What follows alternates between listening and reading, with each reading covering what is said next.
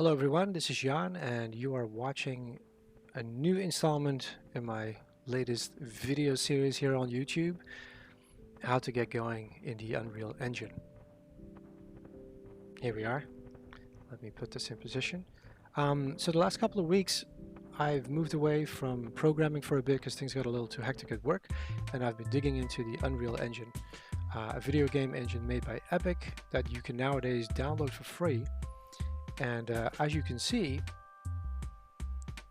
in the space of just a couple of days, you can get something pretty nice looking by PlayStation 2 standards here going.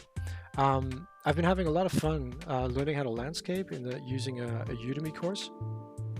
And in this video, I kind of want to show you guys the results of my endeavors. I finally figured out how to get some of the free art packs that you can download every month working.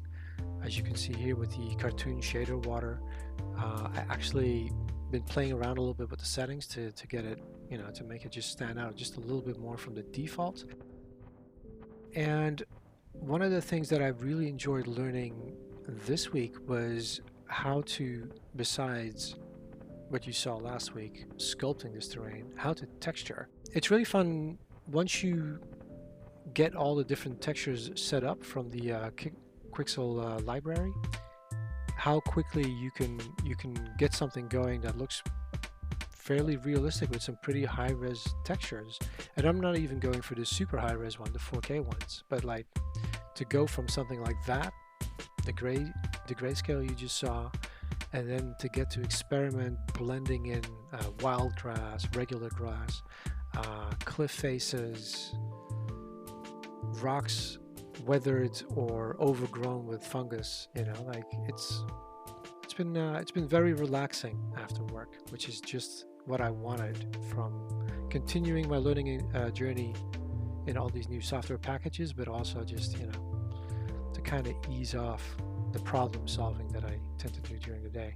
Now, as you can see over here, the underwater is not quite up to Super Mario standards, so that still needs some work. But if you stick around, I'm gonna take you through the different processes that I went through putting this island together and making it look pretty realistic. And I was pleasantly surprised with what my little Mac Mini, the new M1, was able to handle. I did do some experimentations in my spare time, just poking around to see what other people are up to. It's very easy to get distracted with the incredibly flashy videos of what some people know how to do, especially mocap using iPhones and getting characters to behave to basically act out what you're doing. I also saw some incredible video footage that, makes this high-res sand and these cliff faces pale in comparison. But I think after I tried messing around with the meta-humans, which are the ultra-realistic humans that you get to customize in your browser and then download to the Unreal Engine, that's when I started realizing, when you're on a Mac, you don't quite get the full features, and if you're on an M1 Mac without a graphics card, things get a little chuggy when you want to play on your controller pretty quickly. So by the time I finish this island, I think I'm hovering around the 24 frames per second mark. I found some tricks in iMovie to just speed it up just a little bit, like 120% to 140%, to just to make the video look better. If you do like these videos, of course, be sure to hit like, subscribe, hit the bell so you don't miss any future videos. But for now, let me just let you enjoy the video so you can see what else I got up to this week.